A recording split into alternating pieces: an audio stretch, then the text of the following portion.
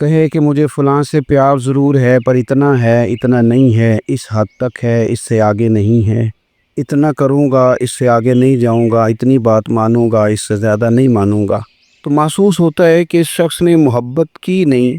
محبت تو اطاعت پر مجبور کر دیتی ہے، محبت تو انسان کو مجنون بنا دیتی ہے۔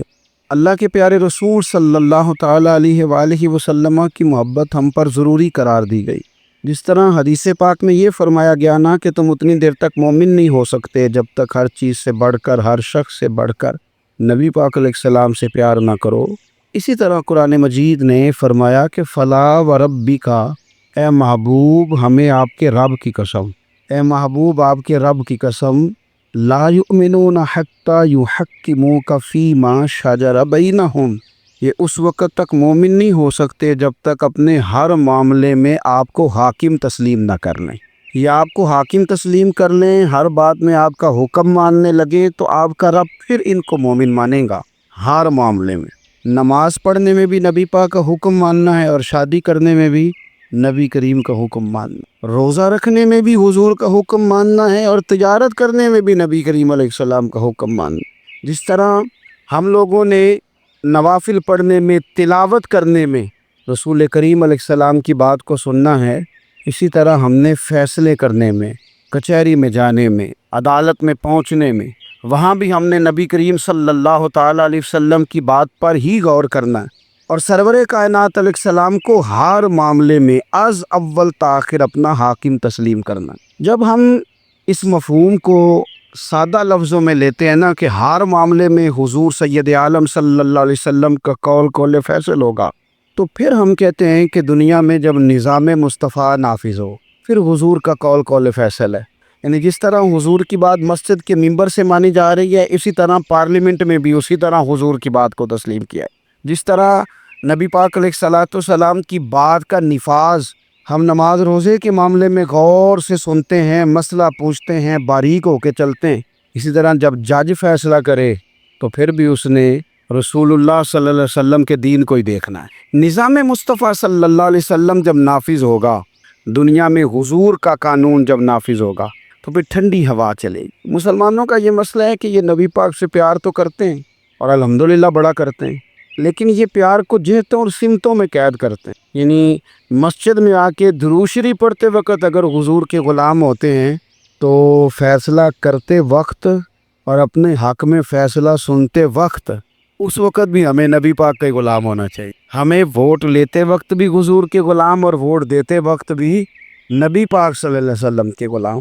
جب تک نظام نافذ نہیں ہوتا، نظام، یورپ کو آپ کی نماز سے تکلیف ہی کوئی نہیں تو نماز پڑھنے کے لیے مسجدیں بنانے کی اجازت دیتے ہیں، قرآن پاک جتنا مرضی آپ وہاں پڑھیں وہ اجازت دیتے ہیں، آپ زکاتیں دیں جتنی مرضی، وہاں سے لوگ چندے اکٹھے کر کے یہاں نہیں لے آتے، کریں جو مرضی۔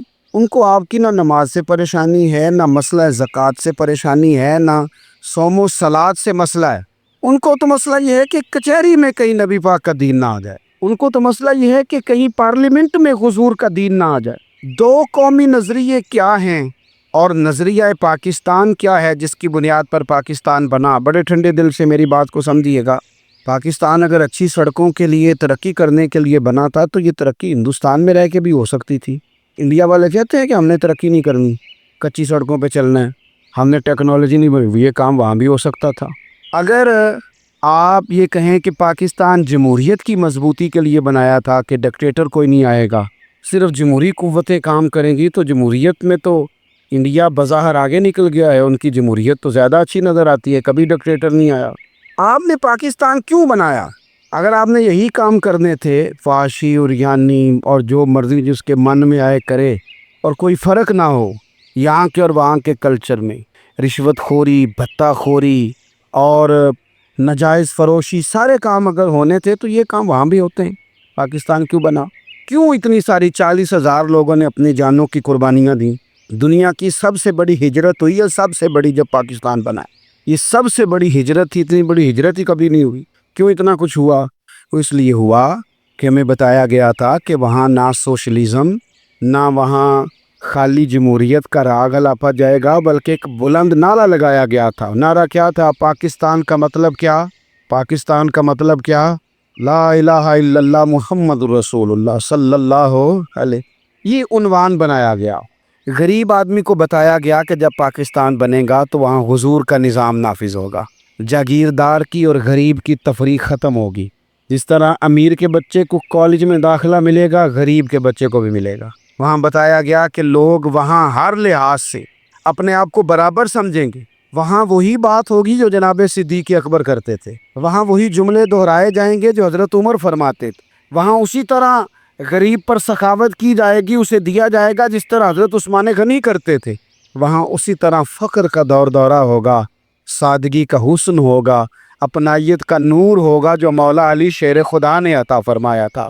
اس سوچ کی بنیاد پر پاکستان بنایا گیا، اس سوچ کی بنیاد پر، اور اسی سوچ کو آگے لے کر کے جایا گیا۔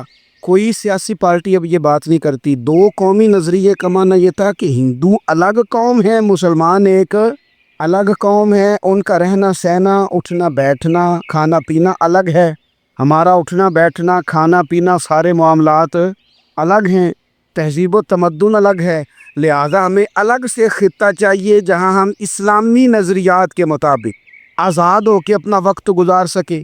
اس دو قومی نظریے کی بنیاد پر پہلے تو علامہ اقبال اس کے قائل نہیں تھے۔ علامہ اقبال کا پہلے خیال یہ تھا کہ سارے جہاں سے اچھا ہندوستان ہمارا، یہ اقبال نے لکھا تھا۔ پھر اقبال کہتے ہیں میری سوچ بدلی، اور پھر میں نے کہا کہ نہیں، خطوں کے زور پہ نہیں، آپ رنگ نسل کے زور پہ نہیں، بلکہ کہنے لگے کہ اپنی ملت پر قیاس اقوام مغرب سے نہ کر، خاص ہے ترکیب میں قوم رسول ہاشم۔ آپ جو تقسیم کریں گے، یہ جو تقسیم ہوئی ہے نا عرب کی، یہ مذہب کی بنیاد پہ نہیں ہوئی، یہ تو ان کی ذاتی لڑائیاں تھیں۔ چھوٹا سا دبئی بن گیا، چھوٹا سا مسقط، چھوٹا سا ابو ظبی، یہ تو ان کی ذاتی لڑائیاں تھیں، قبیلوں کی لڑائیاں تھیں، جنگیں تھیں، چھوٹے چھوٹے ملک الگ سے تقسیم ہو گئے۔ یہ مذہب کی بنیاد پہ ایسا نہیں ہوا۔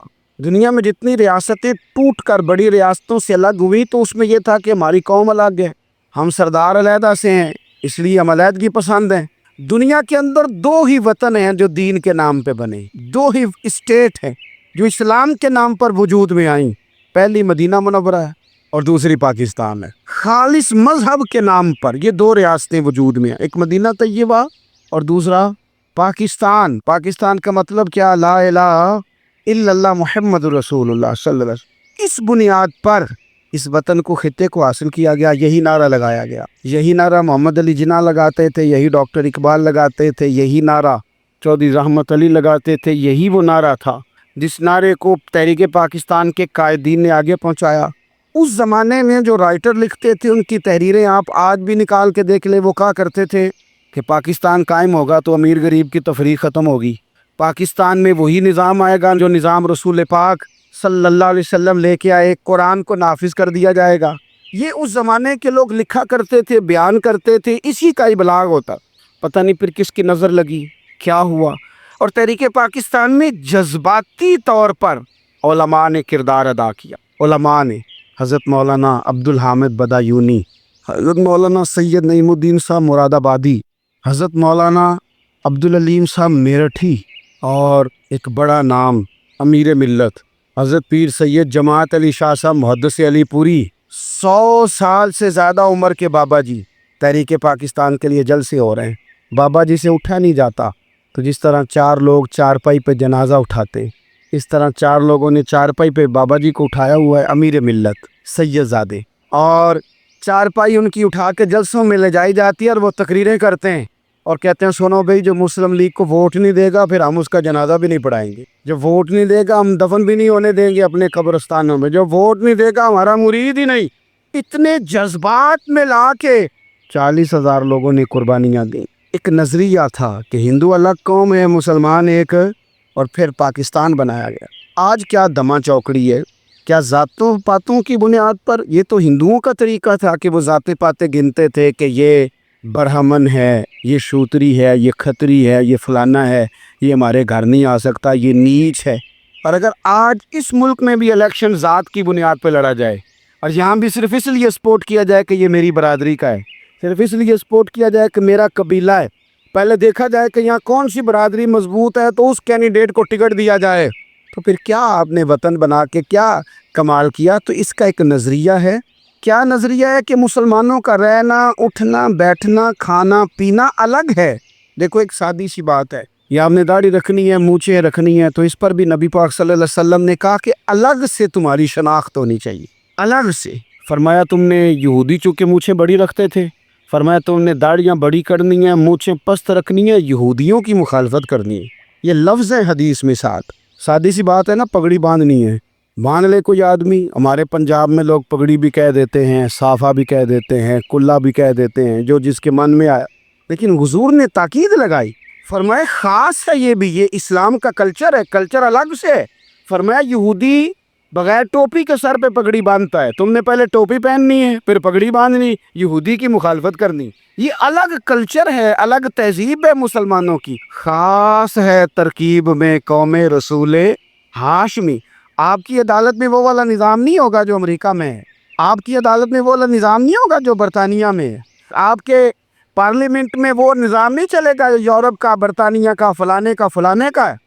آپ کی پارلیمنٹ میں، آپ کی عدلیہ میں وہ نظام چلے گا جو قرآن کا ہے اور رسول اللہ کے فرمان کا ہے۔ یہ نظریہ تھا، نظریہ۔ اب اس نظریے کی لوگ بات ہی نہیں کرتے، عوام بھی نہیں کرتی، بالکل نہیں۔ میں بڑی دیر سے رونا رو رہا ہوں، بہت سارے بڑی بڑی گدیوں کے پیر بھی نہیں کرتے۔ ان کو پتہ ہے کہ اگر نظام مصطفیٰ نافذ ہوتا ہے تو مجھے بھی بتانا پڑے گا کہ 80 مربع کہاں سے آئے، مجھے بھی بتانا پڑے گا کہ یہ جو میں 1.25 کروڑ کی کار میں گاڑی میں گھومتا ہوں تو یہ کہاں سے آئی، حساب دینا پڑے گا۔ اور پھر جب پاکستان بن گیا، قربانیوں کے بعد بنا، آپ نے ناراض نہیں ہونا، میرا مہاجر فیملی سے تعلق ہے، جو عزیز رشتہ دار قریبی یہاں رہتے تھے نا مقامی، وہ تو مہاجروں میں رشتہ داری نہیں کرتے تھے، صحیح کہہ رہا ہوں؟ کندھے مہاجر ہے، اچھا جی غیر مسلم ہے، جگہ نہیں دیتے تھے رہنے کو۔ میں کیسے آپ کو بات بتاؤں؟ پھر اس چھوٹی چھوٹی غلطیوں کو لوگوں نے ووٹ بنا کے بڑی بڑی قتل و غارت نہیں کی اس ملک میں۔ اتنا بڑا تکلیف والا منظر تھا۔ میرے دادا جی کی فیملی ساری پاکستان آئی تھی، دادی کی نہیں آئی تھی۔ 97 میں میری دادی کا انتقال ہوا، وہ آخری دن تک رویا کرتی تھی، ایسے پتر پتہ نہیں میرے پرا ہیں ان کے فوت ہو گئے، پتہ نہیں میرا کوئی چچا ہے کہ سارے چلے گئے۔ کس لیے آپ نے، اگر یہی دما چوکڑی سیاست کی کرنی تھی، ذات پات آپ نے رکھنی تھی تو وہاں کوئی دکھ تھا؟ یہ تماشے تو وہاں بھی ہو رہے۔ وہ آخری دن تک رویا کرتی تھی۔ اب تو خیر آنکھیں بڑی جدید، ان کا آپریشن ہوتا ہے، تو ایک زمانے میں آنکھوں کا آپریشن ہوتا تھا، ڈاکٹر کہتے تھے لائٹ بند رکھو، سبز رنگ کی پٹی بند ہو، 4 گھنٹے کے بعد دارو ڈالنا ہے آنکھ میں، ڈراپس ڈالنے۔ میں 4 گھنٹے کے بعد ان کی آنکھوں میں ڈراپس ڈالنے جاتا تھا تو کبھی کبھی مجھے بٹھا لیتی تھی، تو کہتی تھیں کہ پتہ نہیں کوئی بچہ ہے کہ نہیں بچہ، پتہ نہیں اب کوئی ہے کہ نہیں، پتہ نہیں کوئی ان میں سے ہوگا کہ نہیں۔ پتر بہتر دساں ساڈے پنڈ کس طرح دا ہوندا سی، میں تمہیں بتاؤں فلانی چیز۔ پھر جناح نے اعلان کیا تھا کہ ملک بن گیا، کہتی تھی ہم نے بڑا کہا اپنے رشتہ داروں سے کہ چلیں، پر وہ کہتے تھے یہ تو تھوڑے دنوں کی بات ہے، سب نے واپس آ جانا ہے۔ میں نے 2 دفعہ یہ ماحول دیکھا ہے، اٹاری اسٹیشن پہ، واگا بارڈر پہ، ایئرپورٹوں پہ، ایک بھائی ادھر ہے ایک ادھر ہے، اس طرح تڑپ کے روتے ہیں جب لوگ انڈیا پاکستان آتے جاتے ہیں۔ کیوں آپ نے یہ سارا کچھ کیا؟ صرف ایک نعرہ تھا کہ پاکستان کا مطلب کیا، لا الہ الا اللہ محمد الرسول اللہ، صرف ایک نعرہ تھا کہ یہاں ہم حضور کا دین لے کے آئیں گے۔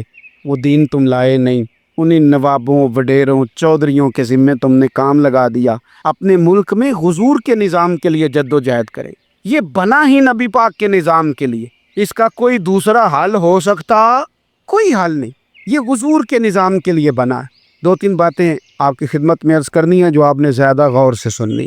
سب سے پہلے تو پاکستان بدلنے کے لیے ضروری ہے کہ نظام مصطفیٰ کے لیے جد و جہد کی جائے، فکر حسینی اپنائی جائے، اور وقت کے ہر یزید کو للکارا جائے، اور للکار کر کے نظام کے لیے کوشش کی جائے کہ نظام مصطفیٰ اس ملک میں نافذ ہو۔ اس جد و جہد کو آگے بڑھایا جائے، وہی جد و جہد جو ہمارے بزرگوں کا قافلہ صدر الافاضل سید نعیم الدین مراد آبادی سے لے کر علامہ شاہ احمد نورانی صدیقی تک، اور آج کے اس دور کے اکابرین تک جو جد و جہد کرتا آیا ہے، اس جد و جہد کو اپنایا جائے۔ ہمارے منہ سے یہ لفظ نکلیں کہ ہمیں صرف مسجد میں دین نہیں چاہیے، کچہری میں بھی چاہیے۔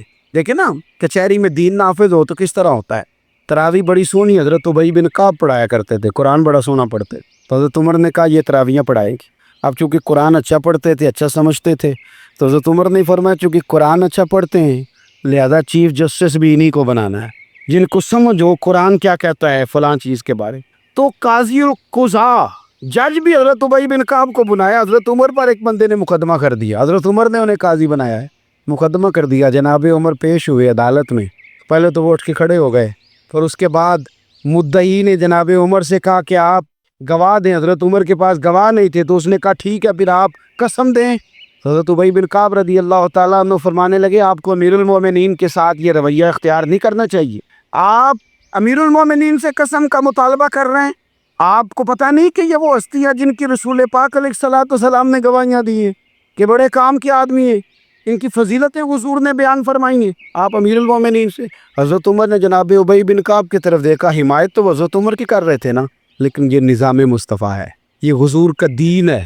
حضرت عمر فرمانے لگے آپ اس مقدمے کا فیصلہ کر لیں, بعد میں آپ کو معزول کر دیا جائے گا. یہ آپ نے کیا کہا کہ امیر المومنین سے مطالبہ نہ کرے؟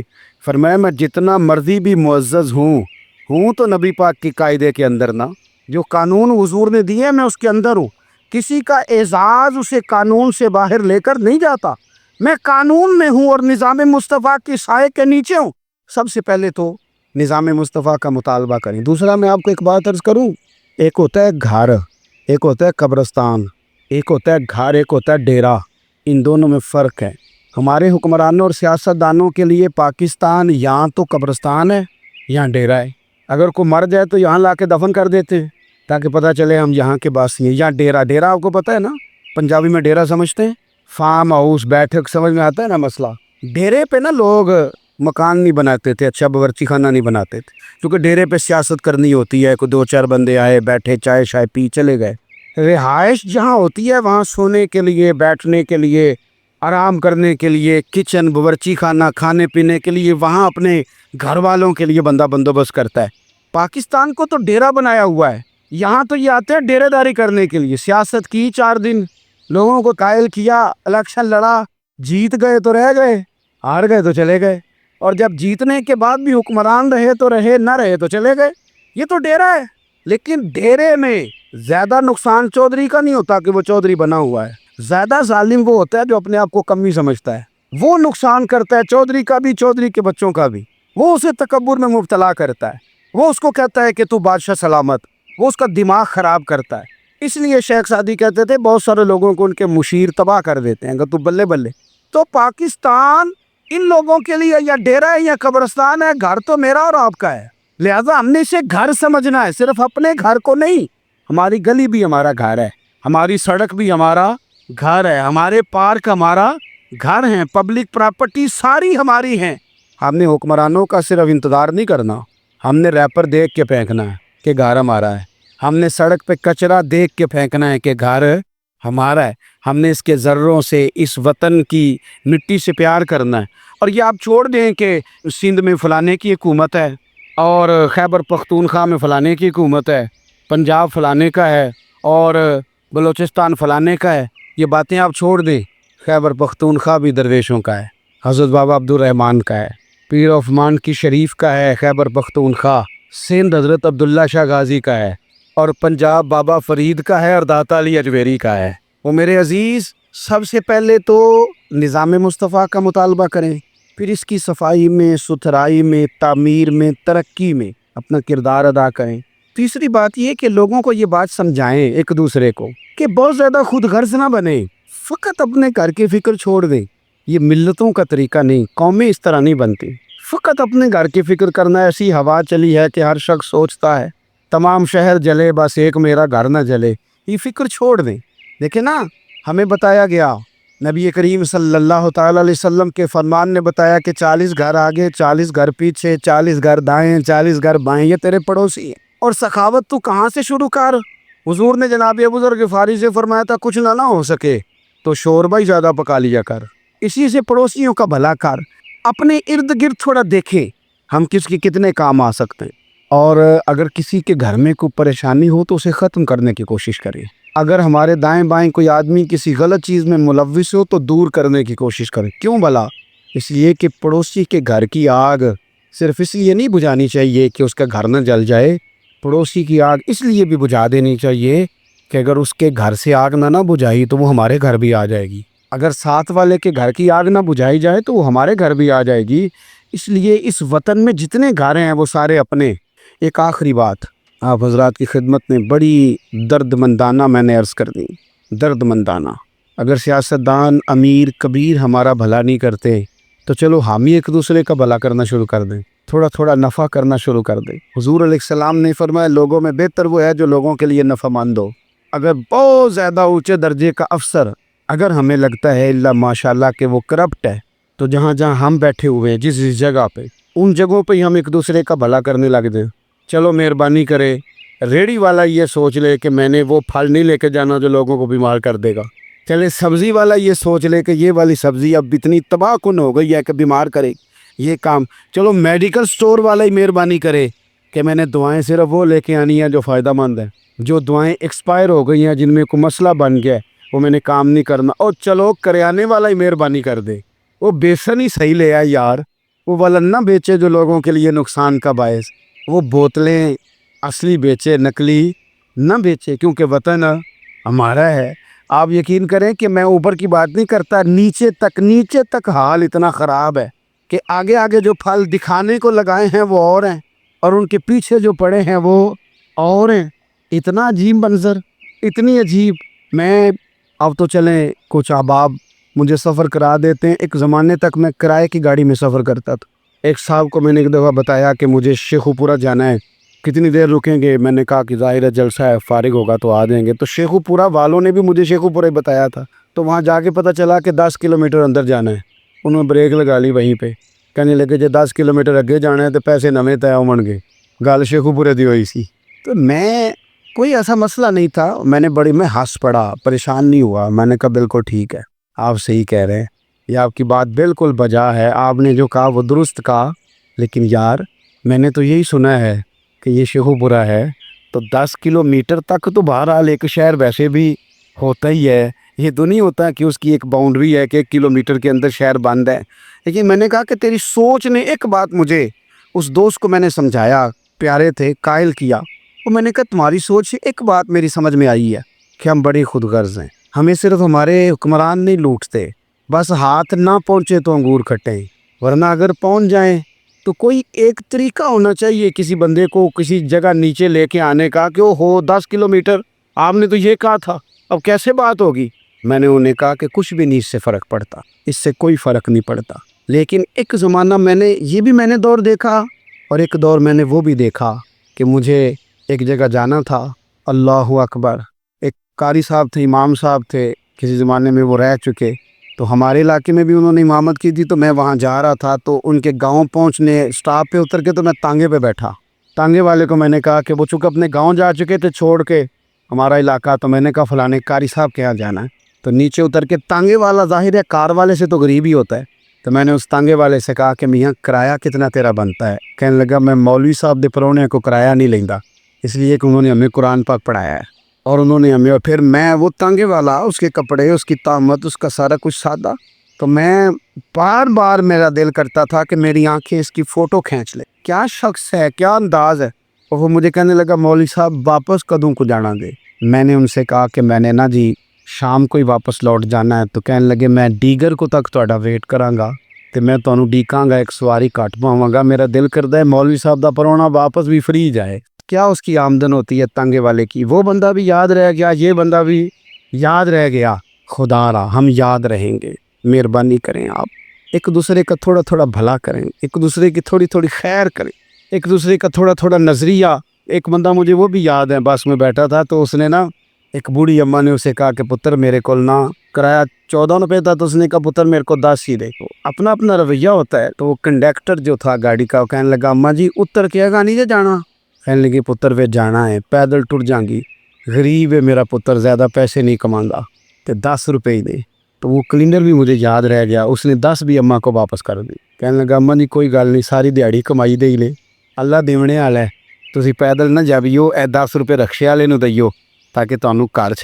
اور یار ایک ایک قطرہ اس ملک میں، ایک ایک آنسو کسی کا پوچھ لو، زیادہ نہیں، ایک ایک دو دو آنسو پوچھو گے تو بڑے لوگ رونا چھوڑ دیں گے، ایک ایک دو دو آنسو پوچھ لو گے تو بڑے لوگ ہیں رونا چھوڑ دیں گے۔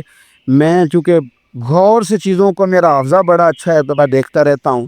میری ہمشیرہ کی شادی تھی تو میں نے ایک فرنیچر والے سے بات کی، میں نے کہا بھائی اس طرح کر کے فرنیچر بنانا ہے، تو کہنے لگا گھر واسطے یا کسی تیرو دینا جے وڈیرے بابا جی؟ میں نے کہا جی نہیں۔ کہنے لگا حضرت جی جی میں دل کرے گا کر لیا جے، تیاں تیانیاں دا اونج بھی حصہ ہوندا ہے، تو میں بیٹیوں کے لیے بھائی نہ کوئی اس میں کمی ہوئی، غریب آدمی تھا نہ میں نے کوئی کمی کی، ہو گئی بات، پر بابا تو یاد رہ گیا نا۔ بھائی تھوڑا تھوڑا نا، یہ وطن ہمارا ہے، تیاں بھی سانجیاں ہوندیاں نے تے انہاں دے دکھ بھی سانجے، اسی بڑے چنگے لوگ جے، ساڈے وڈیرے سانو یہ نہیں سن کہندے فلانے دا جوائی ہے، وہ سانو کہندے سن ساڈے پنڈ دا جوائی۔ اور چودھریوں کا بچہ بھی اتر کے سلام کر کے کہتا تھا پاجی تہاڈا بیگ میں نہ چالاں، گھر نہ چھڈ آواں، اپنا کلچر واپس لے آؤ، نہیں چاہیے ہمیں زیادہ موبائل، کونی ضرورت ہمیں ٹیکنالوجی کی، کونی اتنی لمبی چوڑی فوٹو کی، واپس آؤ بیٹی اس پنڈ ساڈی تھی ویائی ہے، اتھے جدو برات جائے گی تو اس تھی دا بھی تحفہ جائے گا، کیونکہ اتھے یہ واپس آ جاؤ، نہ اتنے جدید بنو کہ خود غرضی ہو، نہ یہ جملے بولو کہ میں ضرورت پڑے تو گدھے کو باپ بنا لیتا ہوں، اس طرح نہ کرو، اپنی ہی مٹی پہ چلنے کا سلیقہ سیکھو، کسی کے سنگ مرمر پہ چلو گے تو پھسل جاؤ گے، پیار بانٹے، یہ وطن ہمارا ہے، ہم نے یہاں مل کر رہنا، چھوٹے چھوٹے تعاون ایک دوسرے کے ساتھ کرو گے تو وطن میں اخوت بڑھے، پیار بڑھے گا، للہیت میں اضافہ ہوگا۔